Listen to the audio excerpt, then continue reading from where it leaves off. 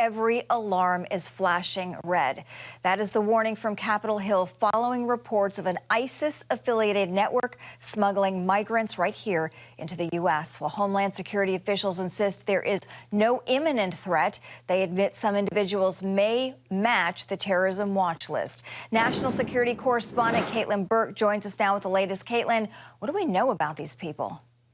Tara, the Department of Homeland Security has reportedly identified over 400 immigrants smuggled in by this terrorist-affiliated network, a majority of them from Central Asia.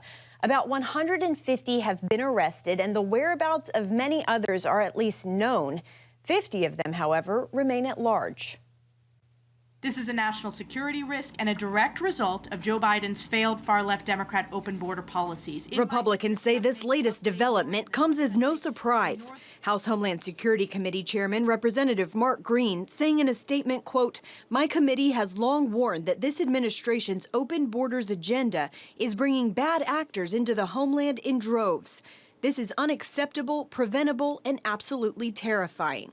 While Republicans blast the Biden administration, Homeland Security Secretary Alejandro Mayorkas is pushing back, saying Wednesday DHS has not confirmed the NBC News report that the 400 individuals have ties to ISIS. Individuals who are identified to have those ties would pose a concern to us from a public safety and a security perspective, and they would be priorities for detention and removal. Officials quoted in the story point out they have no indication these migrants have plans to carry out terrorism.